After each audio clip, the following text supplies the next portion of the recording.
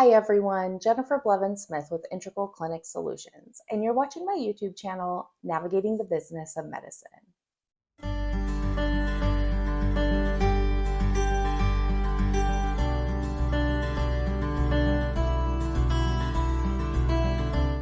Today, I just want to talk about auto-posting insurance payments in your billing system. Although I'm not a billing specialist or a certified coder, I can tell you that I have worked in enough billing systems to know that although there are some beautiful technology enhancements that allows it posting of insurance and patient payments in systems, making things a lot easier and efficient, it still has a gap where manual intervention is needed. And I deal with this on a regular basis with people, and I have for a while, that get very frustrated that we're in this 2020s and we're still needing to manually intervene with a lot of the processes when it comes to medical billing. And the reason for this, and what a lot of people are not, I guess, understanding or realizing, or maybe it's just they don't like it, which I totally understand, is that what gets posted in a system electronically and automatically is what comes from the insurance company. So you have the clearinghouse, which is kind of the data exchange middle person, right, between the insurance company and whatever billing system. The clearinghouse is just a pass through, and whether it's going out or it's coming in. And what's going out from your system is at the mercy of how you're putting it in there and how the clearinghouse puts the data in a little package in those files and sending it to the insurance to open and read. But it also goes the other way. The insurance company puts information together in a file and the clearinghouse brings it back to you. The frustrating part for a lot of people is that if the insurance company isn't putting the right data in the right places, your system, the way it's written, is only going to bring things in and place it the way it's written and how it's connected. So if the insurance company puts an incorrect number or puts something in the incorrect place, that's how it's going to post in your system. And so it still needs to be looked at, because if they're not accurately sending stuff as needed, it's going to mess up your postings, and then you're going to have credits or you're going to have unnecessary balances, and it's just going to be a mess. So that's why, even though you have all these automated electronic systems and abilities, you still need to be doing your due diligence at looking through everything after it's posted to make sure it looks correct. And if it doesn't, you need to go in and you need to identify the area of issue and manually correct it so that it is correct. You don't want patients getting unnecessary bills. You don't want overpayments or what looks like an overpayment with a credit remaining on a claim. And the only way you're going to catch it is by having someone go in and check what's already been done. And again, I know that seems redundant, but the whole thing is making sure that everything looks clean and is clean and accurate. Things can snowball out of hand pretty quick depending on the volume that you have. And so sometimes it's just identifying the insurances where you're going to have those challenges. For instance, if your primary insurance, and let's say you have two insurances on a claim, and your primary insurance processes and leaves a certain amount to patient responsibility, then it goes to the secondary. Now, if the primary automatically forwards to the secondary, like Medicare would to Medicaid, you would hope that when Medicaid sends their ERA to you, that it will show just the charge of what was the patient responsibility from the primary insurance and not what the initial full claim charge would be, because that's kind of like null and void in a lot of ways, right? Because it's already been processed once. So you just are interested, and the system is only interested in what the balance is left on that claim.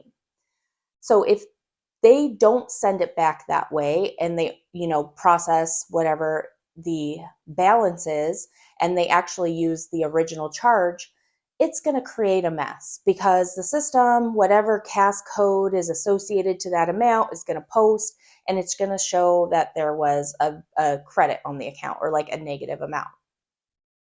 And that's very frustrating for a lot of people who might have a large volume of Medicare and Medicaid covered patients. And I totally understand that.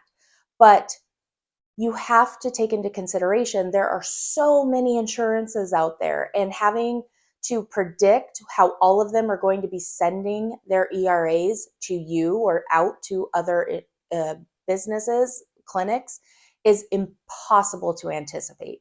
So it's just setting it one way, having some flexibility in your system to do certain things, and then having to rely on manual intervention. And hopefully this changes in the future, but this is literally how most billing systems I've worked in have been. And hopefully, again, like I said, I'm not a professional biller. I don't do this on a regular basis, but I have worked in enough systems and I do work with the billing enough to know that unfortunately, a lot of medical billing is still very manual.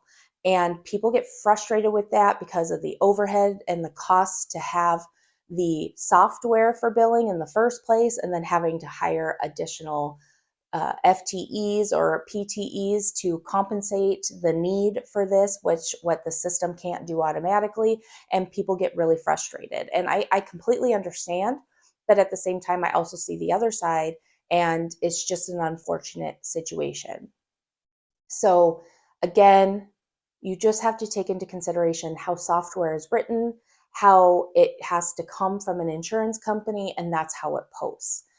It stinks and I get it, but it's reality and it's just the way it is right now.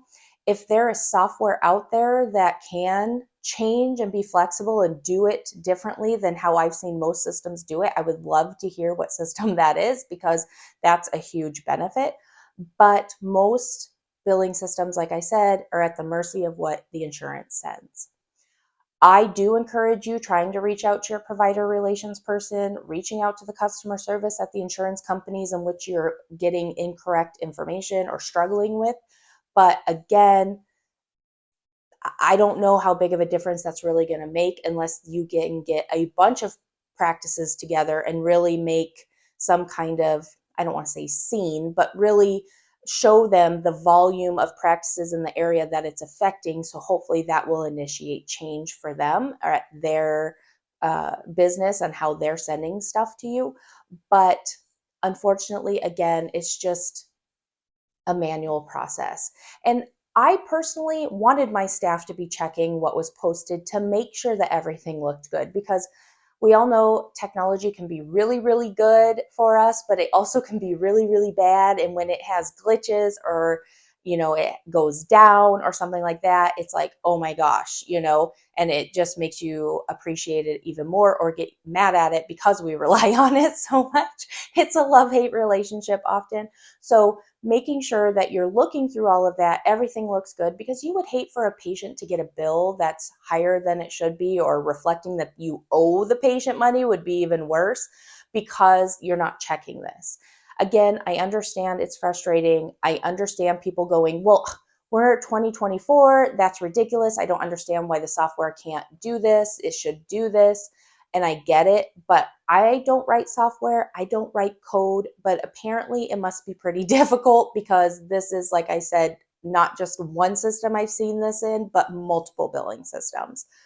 So if you are a biller or you do the billing in a practice, I would love to hear your take on this and how much manual intervention you still have to do when you're working claims and posting payments specifically from ERAs, and utilizing your software to the best of its ability, but where the gaps are or where the necessary manual interventions are. I'd love to hear from you, so please leave that in the comments below. If you have any questions about this, please leave that in the comments below. I know sometimes it would be helpful to have visuals, but because I don't have like a test billing environment to really be able to demonstrate this, it makes it even harder. Please smash the thumbs up button if today's video was helpful. Subscribe to my channel if you haven't already, and please share this with anybody whom you feel would benefit. Thank you so much. I hope you take care of yourself. Bye-bye.